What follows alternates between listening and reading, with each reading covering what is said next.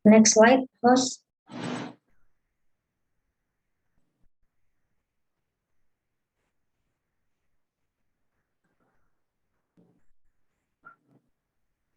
Baiklah, untuk materi pertama atau langkah pertama dalam prosedur penilaian akan saya bacakan sendiri, yaitu menetapkan tujuan. Penentuan tujuan penilaian merupakan langkah awal dalam rangkaian kegiatan penilaian secara keseluruhan, seperti untuk penilaian harian, tengah semester, akhir semester. Tujuan dari penilaian ini pernah dikemukakan oleh Nana Sujana pada tahun 1995. Beliau berpendapat tujuan dari penilaian yang pertama yaitu mendeskripsikan kecakapan belajar peserta didik sehingga dapat diketahui kelebihan dan kekurangannya dalam berbagai bidang studi atau mata pelajaran yang ditempuhnya.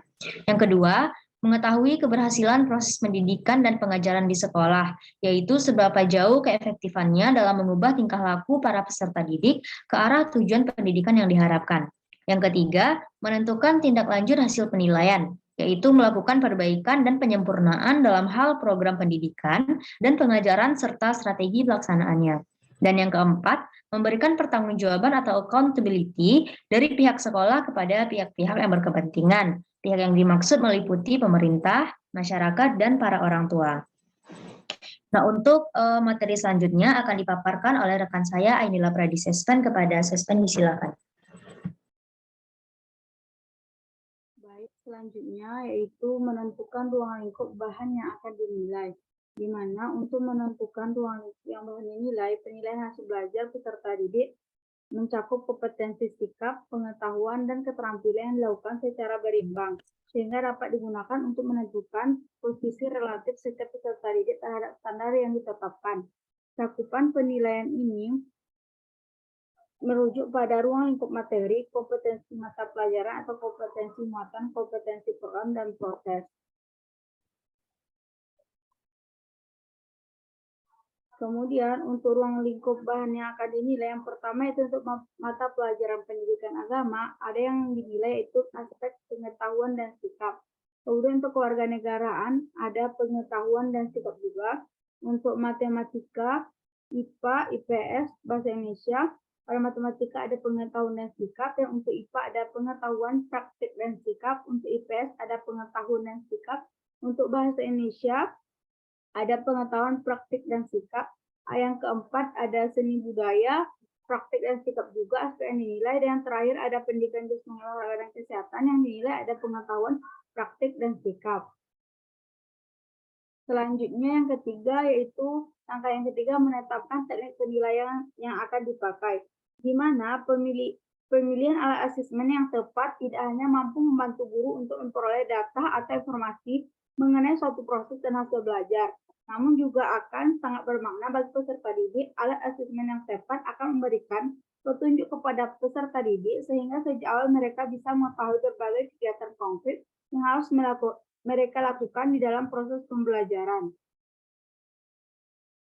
Selanjutnya, adapun menurut BSNBP tahun 2007 teknik penilaian tersebut yaitu yang pertama yaitu adalah tes tertulis. Di mana tes tertulis adalah suatu teknik penilaian yang menuntut jawaban secara tertulis baik berupa pilihan atau isian.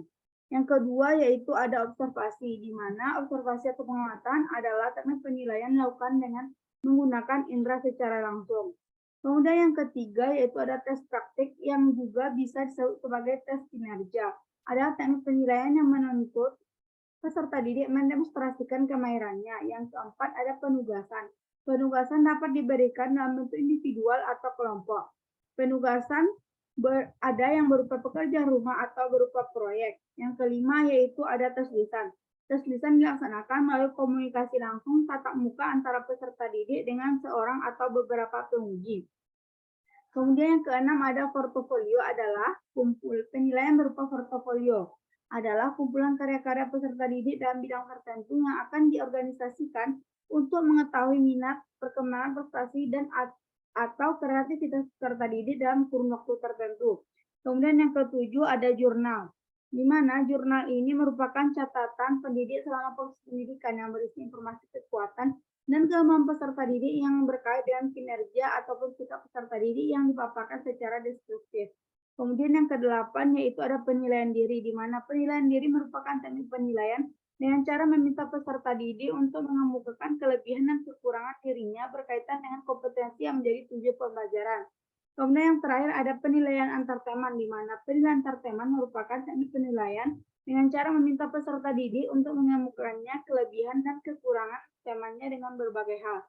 Sekian materi dari saya, yaitu tadi menentukan lingkup bahan yang akan dinilai dan menetapkan teknik penilaian yang akan dipakai. Saya kembalikan kepada moderator. Baik, terima kasih kepada Sespen untuk pemaparan materi selanjutnya. Disilakan kepada rekan saya Dina Sriwayuni. Baik, terima kasih kepada moderator. Saya akan melanjutkan materi yaitu mengenai pengembangan instrumen. Nah, dalam menilai evaluasi hasil pelajaran, tentunya memerlukan instrumen atau alat yang akan digunakan untuk mengumpulkan informasi atau data yang dibutuhkan. Nah, instrumen evaluasi belajar juga disebut dengan alat penilaian yang akan digunakan. Itu tergantung dari metode atau teknik yang digunakan oleh guru. Itu baik menggunakan teknik tes ataupun menggunakan teknik non-tes. Selanjutnya, nah, di sini ada prosedur untuk menyusun alat penilaian berdasarkan tes. Nah, situ ada satu menentukan bentuk tes yang akan disusun. Nah, di sini guru kegiatan yang dilaksanakan oleh guru yaitu memilih dan menentukan bentuk tes yang akan disusun dan digunakan sesuai dengan kebutuhan. Nah, bentuk tes itu ada tes objektif dan ataukah tes esai. Nah, yang kedua itu ada membuat kisi-kisi butir soal. Nah, di kegiatan yang dilakukan guru untuk membuat kisi itu adalah berisikan tabel yang memuat tentang perincian aspek isi dan aspek perilaku beserta imbangan atau proporsi yang dikehendakinya. Nah, yang ketiga itu adalah menulis butir soal. Nah, menulis butir soal ini berdasarkan dari pembuatan kisi-kisi butir soal. Nah, yang keempat itu ada menata soal, yaitu pengelompokan butir-butir soal berdasarkan bentuk soal dan sekaligus melengkapi petunjuk pengerjaannya. Nah, selanjutnya, nah di sini ada prosedur alat penilaian non-tes. Nah, di sini langkah-langkahnya itu yaitu menetapkan bentuk non-tes. Apakah bentuk non-tes ini meliputi evaluasi hasil belajar, meliputi apakah menggunakan observasi daftar cocok, checklist, atau wawancara. Nah, yang kedua itu menetapkan aspek sasaran evaluasi hasil belajar yang akan dinilai. Yang ketiga itu adalah menulis alat penilaian, itu berupa apakah lembar observasi, daftar cocok, atau pedoman lembar wawancara. Baik, itu sekian materi saya kembalikan kepada moderator.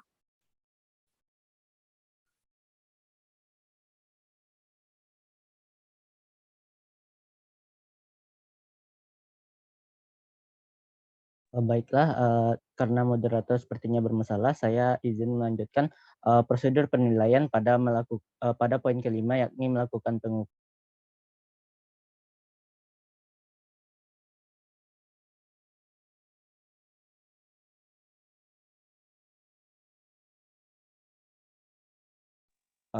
Baiklah, untuk kriteria yang kelima ini, pertama yakni persiapan tempat pelaksanaan pengukuran. Nah, yakni suatu kegiatan untuk mempersiapkan ruangan yang memenuhi syarat-syarat pelaksanaan pengukuran yang meliputi syarat penerangan, luas ruangan, dan tingkat kebisingan. Nah, selanjutnya yang kedua yakni melancarkan pengukuran. Nah, melancarkan pengukuran yakni kegiatan evaluator melaksanakan pengukuran terhadap siswa dengan bentuk kegiatannya yang pertama memberitahukan peraturan pelaksanaan pengukuran, membagikan lembar soal dan lembar jawaban, atau melakukan pengamatan, atau melakukan wawancara, ataupun membagikan daftar cocok. Selanjutnya yang kedua mengawasi kedisiplinan siswa mematuhi peraturan pelaksanaan pengukuran. Lalu yang ketiga yakni mengumpulkan lembar jawaban dan lembar soal. Selanjutnya yang ketiga yakni menata dan mengadministrasikan lembar soal dan lembar jawaban siswa untuk memudahkan penskoran. Nah, mungkin hanya itu penyampaian materi dari saya pada prosedur penilaian langkah kelima ini. Selanjutnya saya kembalikan kepada moderator. Jika moderator bermasalah, langsung saja kepada penyampaian materi poin ke-6 ini. Terima kasih.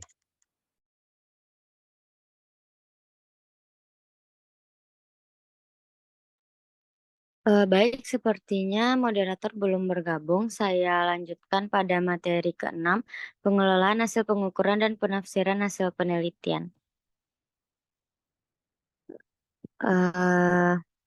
Pengelolaan hasil penilaian dilakukan oleh pendidik untuk memberikan makna terhadap data yang diperoleh melalui penskoran.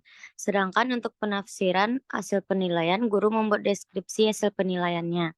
Dari pelaksanaan penilaian dapat dikumpulkan sejumlah data atau informasi yang dibutuhkan dalam evaluasi hasil belajar.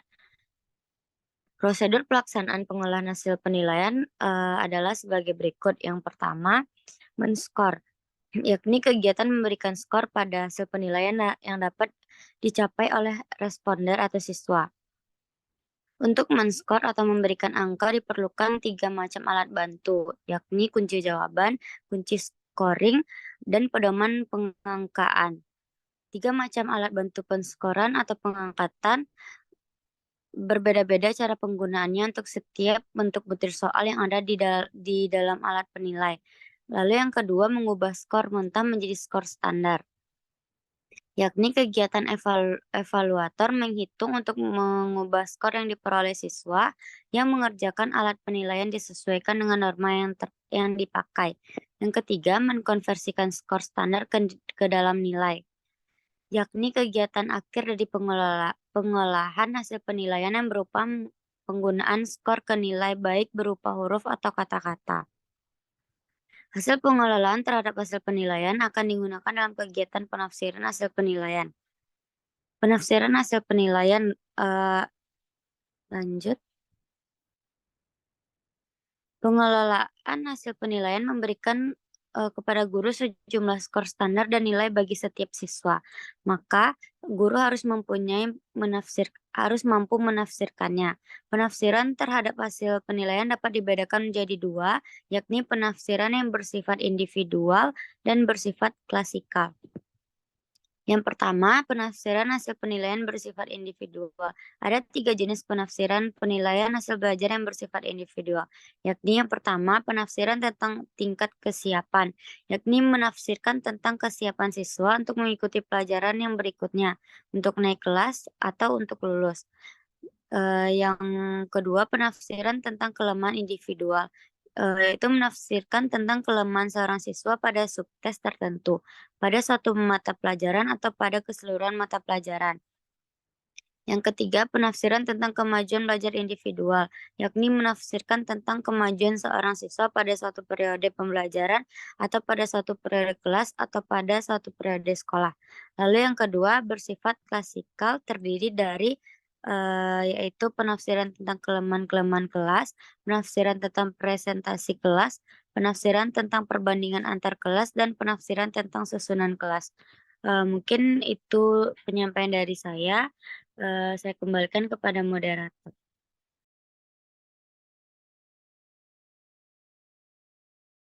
Baik, terima kasih atas pemaparan materinya dari Melisa Kasasmita. Saya Ridho Rahman izin menjadi moderator sementara karena moderator tetap kita pada hari ini terjadi gangguan laptopnya atau perangkatnya. Baiklah, hanya demikianlah pemaparan materi prosedur penilaian dari kelompok 1. Untuk sesi pertama kami izin membuka masukan dan saran dari yang membangun dari teman-teman semua. Kepada teman-teman yang ingin memberikan masukan dan sarannya, disilahkan raise hand.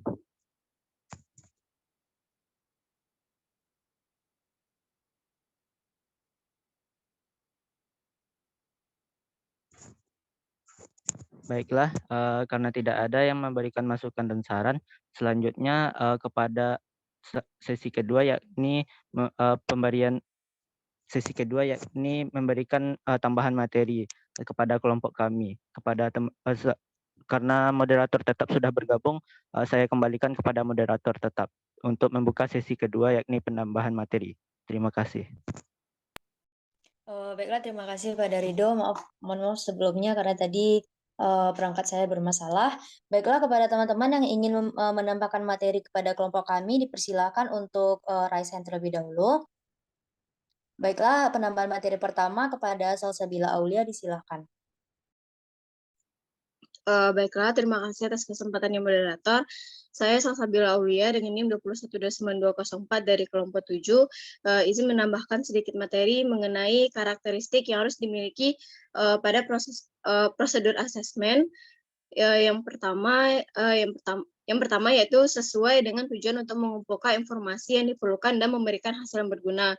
Kemudian dia harus memiliki kualitas teknik yang baik, artinya secara statistik valid dan reliable. Kemudian komprehensif, yakni mengukur seluruh skills yang terkait kemudian dipilih berdasarkan kebutuhan siswa secara individu. Kemudian karakteristik selanjutnya itu efektif dan efisien, baik itu dari pelaksanaan, penskoran, dan interpretasi. Kemudian asesmen yang bersifat khusus dan lebih mendalam hanya dilakukan untuk permasalahan yang telah teridentifikasi. Kemudian mencakup asesmen tentang dimensi utama siswa, yakni mencakup tentang siswanya, kemudian tugas belajar dan lingkungan belajarnya. Kemudian asesmen itu harus mengukur seberapa jauh siswa mengetahui dan bagaimana siswa mengerjakan tugas, dan disusun dari yang umum ke yang khusus dan saling terkait. Baiklah, mungkin itu saja tambahan materi dari saya kembalikan ke moderator. Baiklah, terima kasih kepada Salsabila yang sudah menambahkan materi kepada kelompok kami. Kepada teman-teman yang lain yang ingin menambahkan materi, disilahkan. Lydia Febrianti, disilakan untuk menambahkan materi kepada kelompok kami.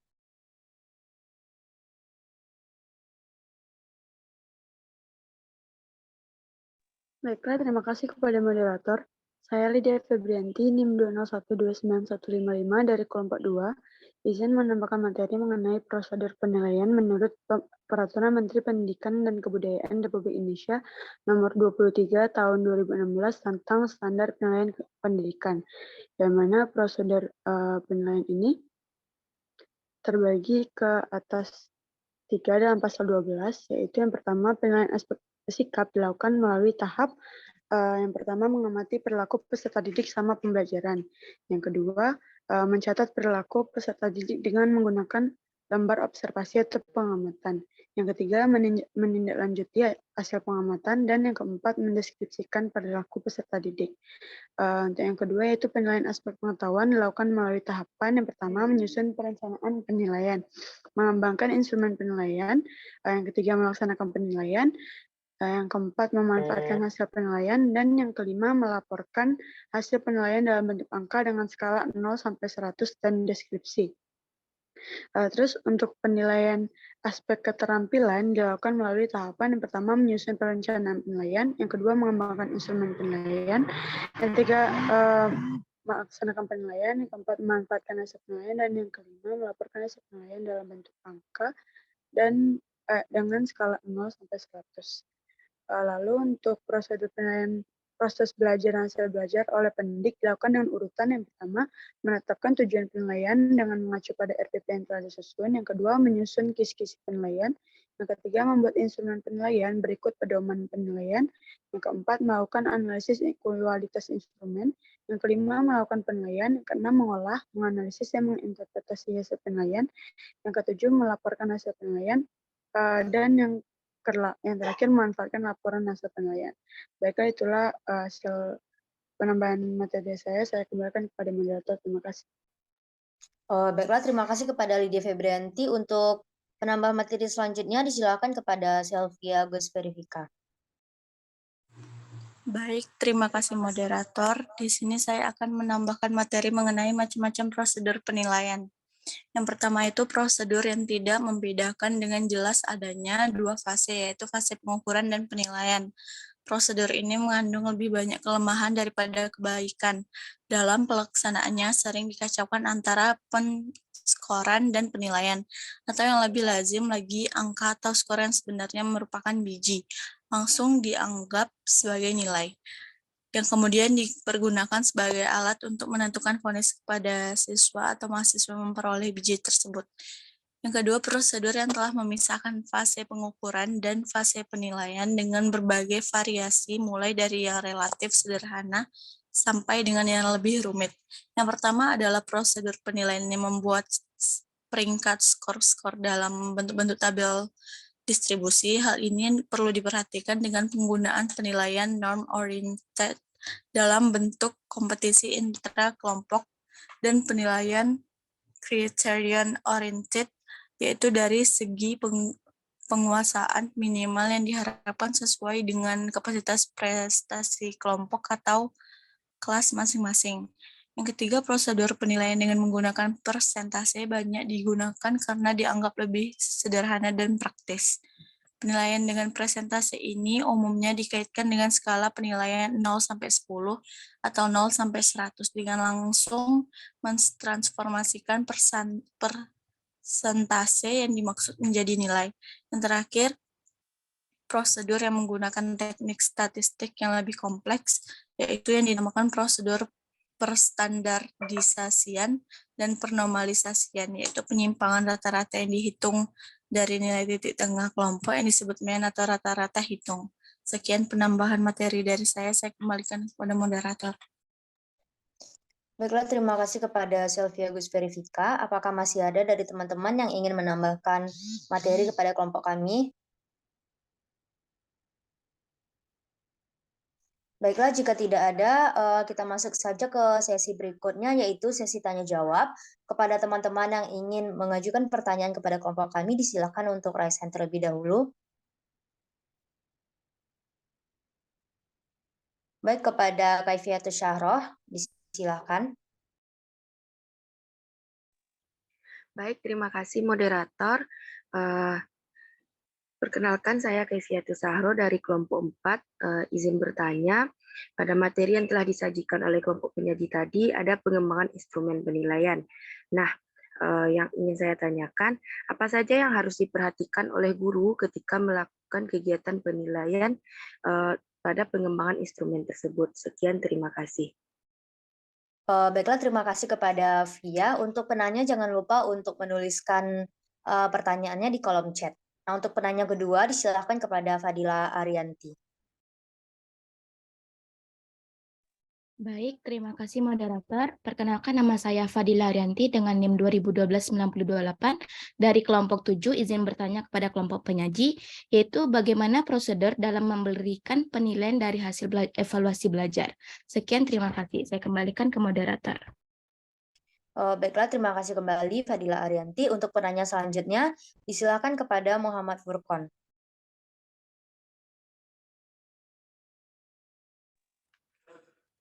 Assalamualaikum warahmatullahi wabarakatuh.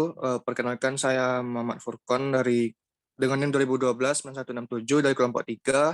Ingin bertanya, yaitu bagaimana kriteria penilaian yang baik digunakan dalam pembelajaran. Sekian pertanyaan dari saya. Terima kasih. Baiklah, terima kasih kembali kepada Furqon. Untuk penanya selanjutnya, disilakan kepada Fadila Aprilia. Baik, terima kasih moderator. Perkenalkan, nama saya Fadila Aprilia dengan NIM 2012-9133. Izin bertanya kepada kelompok penyaji. Di dalam makalah dijelaskan tentang instrumen penilaian. Pertanyaan saya, apakah penilaian sebuah pembelajaran dapat dilakukan tanpa melakukan pengukuran? Sekian, terima kasih. Saya kembalikan ke moderator. Baiklah, terima kasih kembali kepada Fadila Aprilia. Apakah masih ada dari teman-teman yang ingin mengajukan pertanyaan kepada kelompok kami? Jika ada, silakan untuk raise hand terlebih dahulu. Dan jika tidak, kami meminta waktu sebentar untuk mencari jawaban atas pertanyaan-pertanyaan teman-teman. Terima kasih.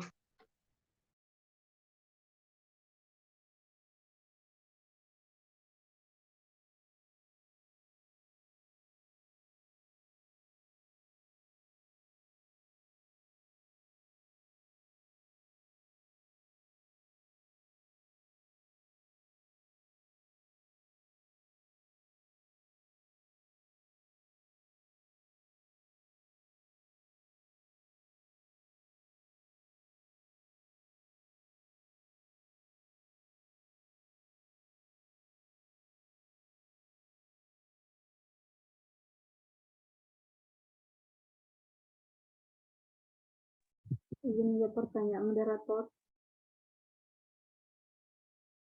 Baik, silakan Sespen.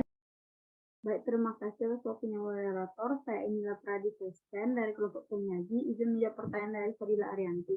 Di mana yaitu bagaimana prosedur dalam memberikan penilaian dari hasil evaluasi belajar.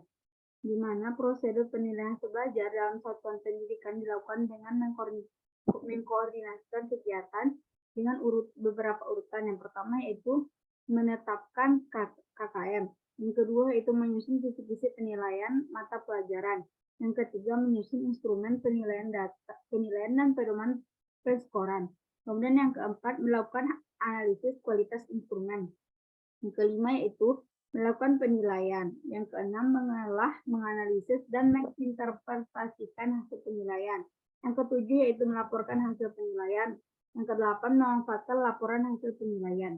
Kemudian adapun prosedur penilaian hasil belajar oleh pemerintah dilakukan dengan urutan yang pertama yaitu menyusun kisi-kisi penilaian. Yang kedua, menyusun instrumen penilaian dan pedoman penskoran. Yang ketiga, melakukan analisis kualitas instrumen. Yang keempat, melakukan penilaian. Yang kelima, mengolah, menganalisis, dan interpretasikan hasil penilaian. Yang keenam, melaporkan hasil penilaian. Yang terakhir, memanfaatkan laporan hasil penilaian. Sekian jawaban saya atas pertanyaan Fadila Arianti, dikembalikan kepada moderator.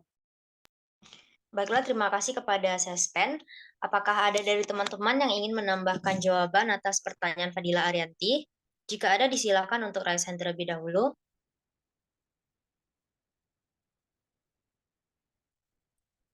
Baiklah, sepertinya tidak ada. Saya kembalikan kepada penanya. Apakah jawaban dari kelompok kami dapat dipahami dengan baik oleh Fadila Arianti?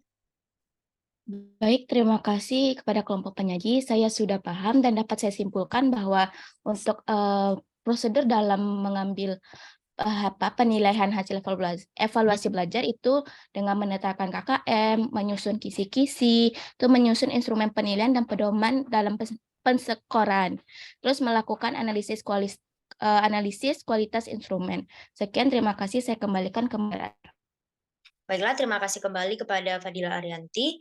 Kepada teman-teman kelompok saya, apakah ada yang ingin menjawab pertanyaan lagi? Jika ada, disilakan. Izin moderator. Baiklah, silakan kepada Dina. Baik, saya Dina Surayuni izin menjawab pertanyaan dari Kaifiatus Sahrah. Nah, di sini pertanyaannya, dalam pengembangan instrumen penilaian, apa saja yang harus diperhatikan oleh guru ketika melakukan pengembangan instrumen penilaian tersebut? Nah, seperti kita ketahui bahwa penilaian berfungsi sebagai bahan evaluasi selama proses pembelajaran, sehingga penilaian ini menjadi divisi terpenting dalam pendidikan. Nah, adapun dalam mengembangkan instrumen penilaian yang harus diperhatikan oleh guru itu adalah beberapa syaratnya. Yang pertama, satu, substansi yang mempresentasikan kompetensi yang dinilai. Maksudnya di sini adalah substansi ini menjadi sumber atau inti dari sebuah konsep yang harus mempresentasikan kompetensi yang akan dinilai. Yang kedua itu adalah konstruksi. Nah, maksudnya adalah memenuhi persyaratan teknis yang sesuai dengan bentuk instrumen yang akan digunakan. Yang ketiga, dalam pengembangan instrumen penilaian, guru juga harus memperhatikan penggunaan bahasa. Bagaimana penggunaan bahasa yang baik dan benar, serta komunikasi yang sesuai dengan tingkat perkembangan para siswa. Baik, sekian jawaban dari saya kembalikan kepada moderator. Baiklah, terima kasih kepada Dina Sirwahyuni. Apakah ada dari teman-teman yang ingin menambahkan jawaban atas pertanyaan Kaifiatus Sahrah? Jika ada, disilakan untuk raise hand terlebih dahulu. Baiklah, jika tidak ada, saya kembalikan langsung kepada penanya. Apakah jawaban dari kelompok kami dapat dipahami dan diterima dengan baik oleh Kaifia? Baik, terima kasih moderator. Saya mengerti atas jawaban yang telah diberikan oleh Dina tadi. Apa saja yang harus diperhatikan oleh guru ketika melakukan pengembangan instrumen penilaian. Yang pertama itu tadi ada substansi yang harus diperhatikan oleh guru dalam pengembangan instrumen. Yang kedua itu adalah konstruksi, dan yang terakhir penggunaan bahasa dalam instrumen penilaian tersebut. Sekian, terima kasih, dikembalikan kepada moderator. Baiklah, terima kasih kembali kepada Kaifiatus Sahrah. Apakah ada dari teman-teman kelompok saya yang ingin menjawab pertanyaan lagi? Izin menjawab, moderator. Baik, silakan kepada Ridho Rahman. Baiklah, terima kasih moderator. Saya Ridho Rahman izin menjawab pertanyaan dari Muhammad Furqon, yang mana pertanyaannya, bagaimana kriteria penilaian yang baik yang digunakan dalam pembelajaran? Nah, kriteria penilaian yang baik yang digunakan dalam pembelajaran yakni mengikuti tahapan-tahapan prosedur penilaian yang telah dipaparkan oleh kelompok kami tadi. Selain itu juga harus memenuhi kriteria-kriteria yang pertama yakni validitas. Nah, penilaian harus mencerminkan apa yang sebenarnya dipelajari oleh siswa. Penilaian yang valid dapat mengukur pemahaman pemahaman dan keterampilan yang sebenarnya telah dikuasai oleh siswa. Selanjutnya kriteria yang kedua yakni reliabilitas. Penilaian harus konsisten dan dapat diandalkan. Artinya siswa mengambil tes yang sama beberapa kali, maka hasilnya harus hampir sama setiap kali. Selanjutnya adanya objektivitas. Nah, penilaian harus bebas dari bias dan subjektivitas. Penilaian harus didasarkan pada kriteria yang jelas dan diukur dengan cara yang konsisten. Lalu kriteria selanjutnya adanya transparansi. Penilaian harus dapat dipahami dan dijelaskan dengan jelas oleh siswa dan kepada orang tua. Ini memungkinkan siswa untuk memahami bagaimana penilaian dilakukan dan apa yang diharapkan dari mereka. Selanjutnya kriteria relevansi. Penilaian harus sesuai dengan tujuan pembelajaran dan materi yang diajarkan. Penilaian harus dirancang untuk mengukur kemampuan siswa dalam hal yang benar-benar penting dalam pembelajaran. Selanjutnya kriteria yang terakhir yakni efektivitas. Penilaian harus memotivasi siswa untuk belajar dan meningkatkan keterampilan siswa tersebut. Penilaian harus memberikan umpan balik yang berguna kepada siswa sehingga dapat memperbaiki kemampuan belajar peserta didik. Dalam melakukan penilaian, selain itu juga penting untuk mempertimbangkan konteks pembelajaran dan tujuan yang ingin dicapai. Penggunaan variasi metode penilaian juga perlu dipertimbangkan agar dapat mencakup berbagai aspek kemampuan peserta didik. Mungkin hanya itu jawaban dari saya. Selanjutnya saya kembalikan kepada moderator. Baiklah, terima kasih kepada Ridho Rahman.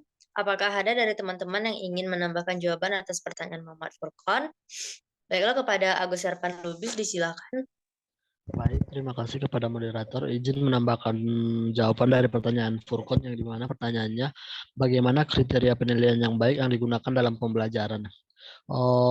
Untuk penilaian yang baik dan ideal, menurut Carlot Danielson dalam bukunya Enhancing Professional Practice, a Framework for Teaching, menunjukkan 4 elemen penting dalam penilaian, yang dimana yang pertama yaitu meliputi kriteria penilaian, yang kedua pemantauan belajar siswa, yang ketiga umpan balik kepada siswa, dan yang terakhir serta penilaian diri siswa dan pemantauan kemajuan. Kriteria penilaian, sebuah penilaian dikatakan lemah apabila siswa tidak mengetahui kriteria dan standar kinerja di mana pekerjaan mereka akan dinilai.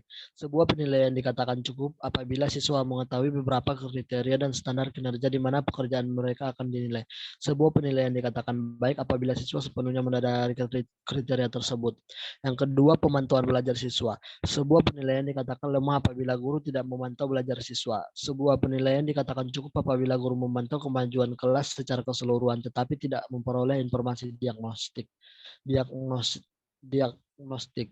Yang ketiga yaitu umpan balik kepada siswa. Sebuah penilaian ini dikatakan lemah apabila kualitas umpan balik guru terhadap siswa rendah dan tidak diberikan pada waktu yang tepat.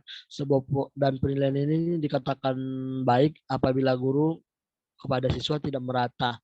Umpan balik guru tidak merata dan ketepatan waktunya tidak konsisten. Dan yang terakhir yaitu penilaian diri siswa dan pemantauan kemajuan.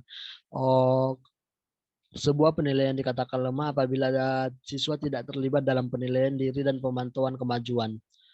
Mungkin cukup sekian penambahan dari saya kembalikan kepada moderator. Terima kasih. Baiklah, terima kasih kepada Agus Herpan Lubis. Selanjutnya, untuk penambahan jawaban selanjutnya, disilakan kepada Lutfi Abdurrahman Al-Fatih. Baik, terima kasih moderator. Saya Lutfi Abdurrahman Al-Fatih izin menambahkan jawaban dari pertanyaan Furqon, yaitu bagaimana kriteria penilaian yang baik digunakan dalam pembelajaran. Saya setuju dengan jawaban dari kelompok penyaji atau Ridho tadi, yang mana ada beberapa kriteria yang baik dalam pembelajaran, seperti relevansi, konsistensi, dan validitas, seperti yang disebutkan oleh Ridho. Saya ingin sedikit menambahkan, ada beberapa kriteria penilaian yang baik lagi, yaitu yang pertama ada objektivitas. Kriteria penilaian harus objektif dan tidak dapat dipengaruhi oleh preferensi atau prasangka pribadi. Hal ini dapat dicapai dengan menggunakan kriteria penilaian yang jelas dan transparan, serta melibatkan beberapa penilai yang berbeda. Yang selanjutnya itu ada responsif. Kriteria penilaian harus responsif terhadap kemajuan siswa. Hal ini berarti penilaian harus memberikan umpan balik yang jelas dan konstruktif, serta membantu siswa dalam meningkatkan keterampilan dan pengetahuan mereka. Selanjutnya, yang terakhir yaitu memotivasi. Kriteria penilaian harus memotivasi siswa untuk belajar. Hal ini dapat dicapai dengan memberikan umpan balik positif yang memperkuat prestasi siswa dan memberikan tantangan sesuai dengan kemampuan siswa.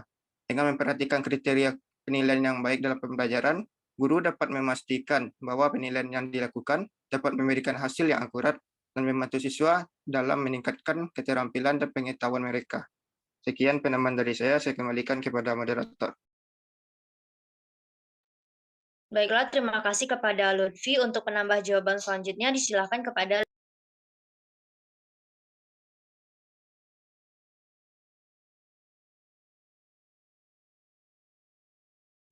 Baiklah, terima kasih kepada moderator atas kesempatannya. Saya Lydia Febrianti, NIM 201291155 dari kelompok 2, izin menambahkan atas pertanyaan Furqan, yaitu bagaimana kriteria yang baik dalam penilaian pembelajaran. Nah, kriteria yang dapat digunakan dalam menilai proses belajar mengajar meliputi antara lain, yang pertama, konsistensi kegiatan belajar mengajar dengan kurikulum. Yang kedua, keterlaksanaan oleh guru. Yang ketiga, keterlaksanaan oleh siswa. Yang keempat, motivasi belajar siswa. Yang kelima, keaktifan para siswa dalam kegiatan belajar. Yang keenam, interaksi guru dan siswa. Yang ketujuh, kemampuan atau keterampilan guru dalam mengajar. Dan yang terakhir, kualitas hasil belajar yang dicapai oleh siswa. Baiklah, itulah penambahan jawaban dari saya atas pertanyaan Furqan. Saya kembalikan kepada moderator. Terima kasih. Baiklah, terima kasih kepada Lydia Febrianti. Apakah masih ada dari teman-teman yang ingin menambahkan jawaban atas pertanyaan Furqan? Baiklah, sepertinya tidak ada. Selanjutnya saya kembalikan kepada penanya. Apakah jawaban dari kelompok kami tadi yang telah ditambahkan oleh Agus Irfan Lubis, Lutfi Abdurrahman, dan Lydia Febrianti dapat dipahami dan diterima dengan baik oleh Furqan? Baiklah, terima kasih kepada kelompok penyaji serta teman-teman yang telah menambahkan jawaban dari pertanyaan saya tadi. Bisa sedikit saya simpulkan, yaitu penilaian yang baik harus memenuhi beberapa kriteria utama, yaitu validitas, reliabilitas, objektivitas, transparansi, relevansi, efektivitas, responsif, dan kriteria yang memotivasi siswa. Serta ada 4 elemen penting yang dalam penilaian, yaitu kriteria penilaian, pemantauan belajar siswa, umpan balik kepada siswa, serta penilaian diri siswa dan pemantauan kemajuan. Sekian dari saya kembalikan ke moderator. Baiklah, terima kasih Muhammad Furqan. Untuk pertanyaan terakhir, yaitu pertanyaan dari Fadila Aprilia, akan dijawab oleh rekan saya, Melisa Katsasmita Putri. Pada Caca, disilahkan. Baik, terima kasih kepada moderator. Izin menjawab pertanyaan dari Fadila Aprilia. Di mana pertanyaannya, apakah penilaian sebuah pembelajaran dapat dilakukan tanpa pengukuran?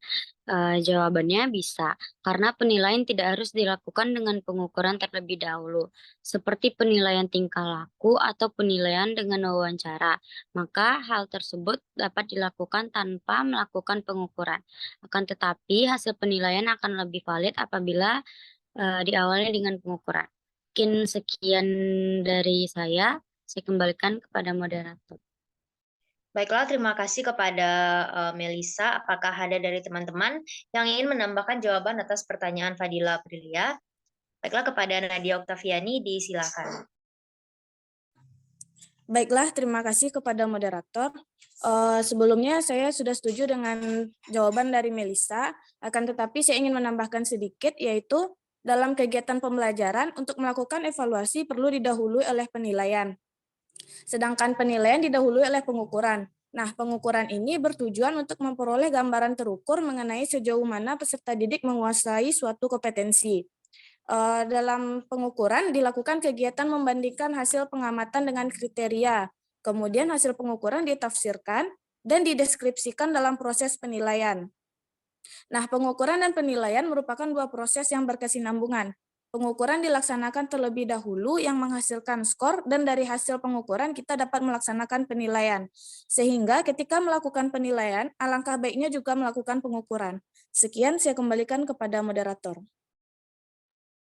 Baiklah, terima kasih kepada Nadia Oktaviani. Apakah masih ada dari teman-teman yang ingin menambahkan jawaban atas pertanyaan Fadila Aprilia? Baiklah, jika tidak ada, saya kembalikan kepada penanya. Apakah jawaban dari kelompok kami yang ditambahkan oleh Nadia Oktaviani tadi dapat dipahami dan dimengerti oleh Fadila Aprilia? Baik, terima kasih moderator. Saya paham terhadap jawaban yang diberikan oleh Melisa Kasasminta Putri dan juga Nadia Oktaviani. Jadi dapat disimpulkan bahwasanya penilaian bisa dilakukan tanpa pengukuran. Hal ini dapat dilihat dari tingkatku penilaian dengan wawancara. Akan tetapi hasil penilaian lebih baik atau lebih valid dilakukan dengan pengukuran. Hal ini dikarenakan penilaian dan evaluasi itu berkesinambungan. Sekian dari saya kembalikan ke moderator. Baiklah, terima kasih kepada Fadila Aprilia. Dengan dijawabnya pertanyaan dari Fadila Aprilia tadi, maka berakhir pula lah diskusi kita pada pagi hari ini. Untuk sesi selanjutnya diminta kepada Ibu untuk memberikan penguatan materi kepada kelompok kami. Kepada Ibu dipersilahkan.